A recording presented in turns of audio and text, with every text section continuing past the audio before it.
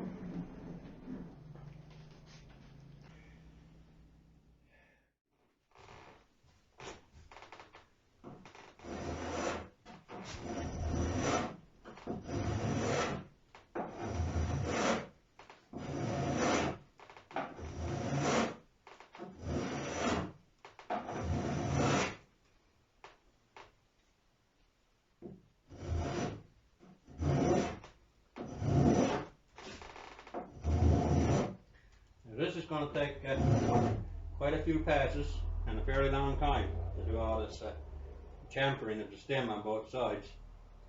So I won't be recording it all, and I'm not even sure yet what tool I'm going to use to take most of it off.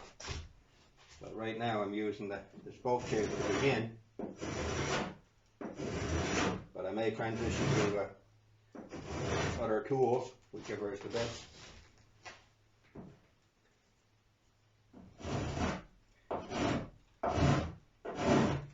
So I think I'll stop recording and resume recording again when it's done.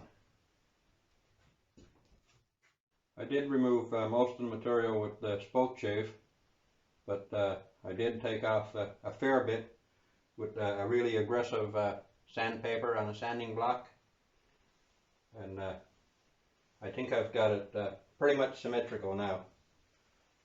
You'd be amazed at how well you can feel with your fingers the difference between one side and the other. So right now it looks like both sides are pretty close. I think I might be able to apply the 5-meter rule. It'll pass muster at 5 meters, so that's good enough.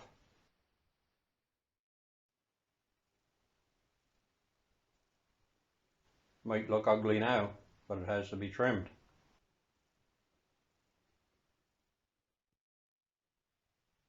Well, the fiberglass cloth has been trimmed on the chamfer now. All it needs now is a couple of coats of epoxy resin to fill in the weave of the cloth.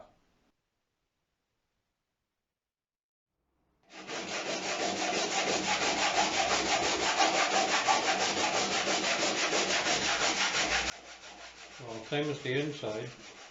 The outside got a layer of amine blush on it that needs to be removed. I am going to scrub it off the same as I did on the inside. But first I'm going to give her a hand sanding with a very coarse sandpaper. When the 407 fairing gets applied, it'll be a mechanical bond, and I'm sure it'll be much improved if the surface is roughened up with coarse sandpaper.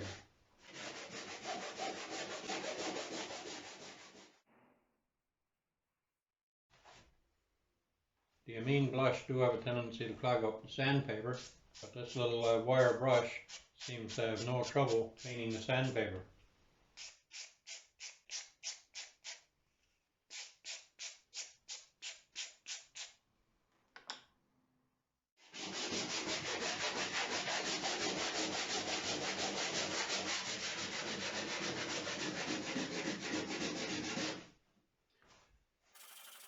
I have many hours of work on this hull before she's ready for fairing, but obviously I won't be recording much of it because it won't make for very interesting content. So I'll resume recording again when the hull has been sanded.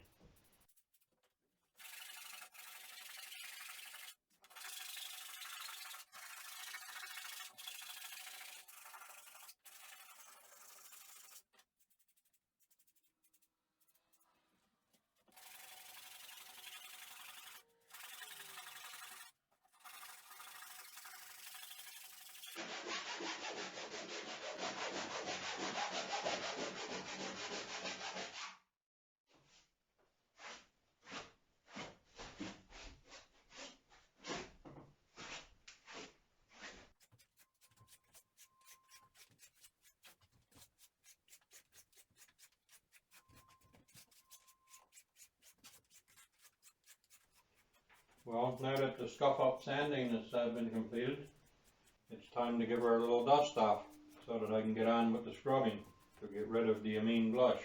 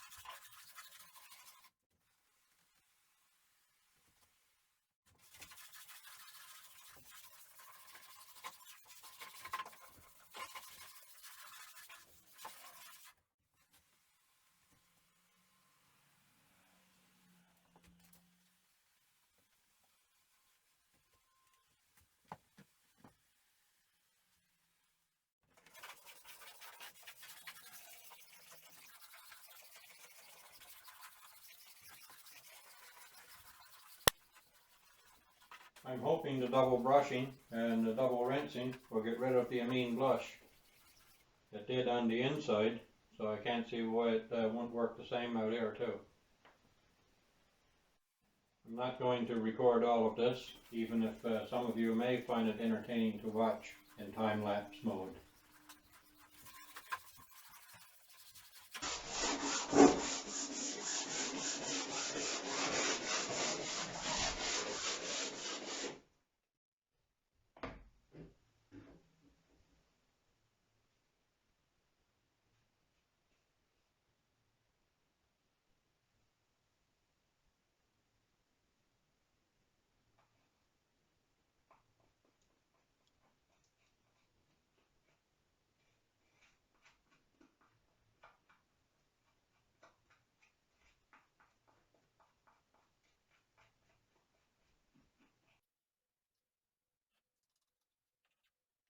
I've mixed up the 407 fairing compound a little bit thinner than you would normally have, because I'm hoping to end up with fewer pinholes when it's sanded. And besides, I'm putting it on so thin I don't have to worry about it sagging.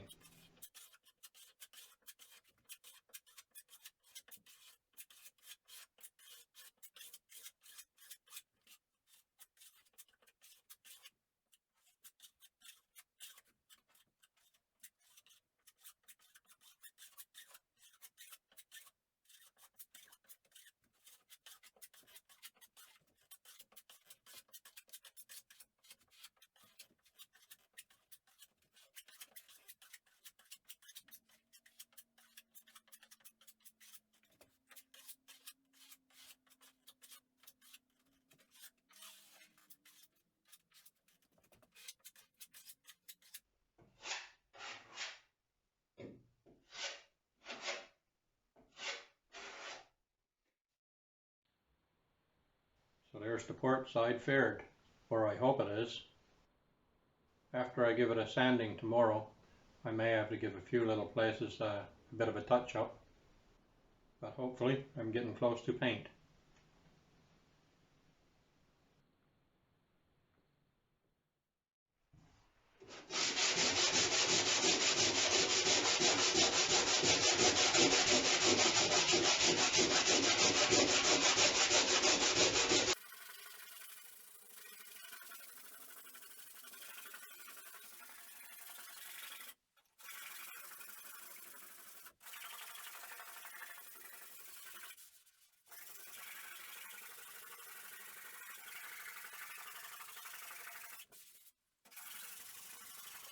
I can't see any easy way of doing this.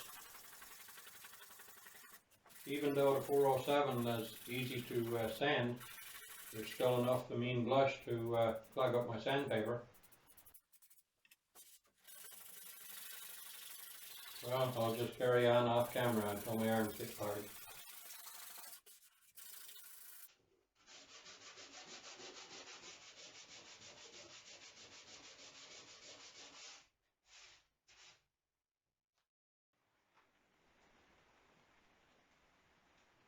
What you're looking at here now represents about 6 hours of sanding. I did take a couple of short breaks, but that's it. I'm finished for this day.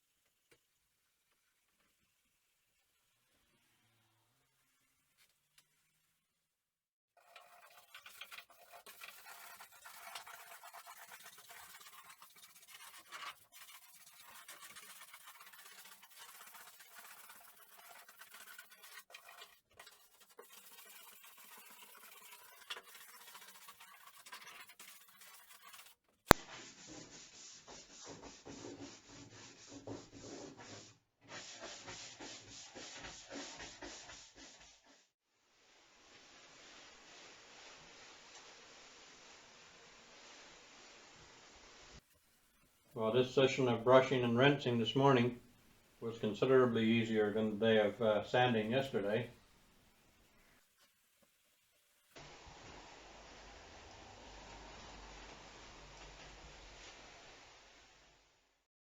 On inspection of the port side, after she was sanded, I noticed a couple of places that I wasn't totally satisfied with.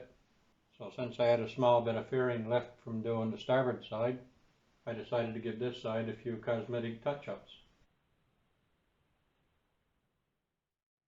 Well, the starboard side is faired as well now. I didn't record any of it because it's pretty much the same as doing the port side, and I recorded a fair bit of that. Well, to look at it now, you would probably think there wasn't that much accomplished this week, but I can assure you there was a good many hours went into this week to get the exterior of the hull to the stage at which it is right now. So it's now Sunday morning, which is upload day. So I'll end this video.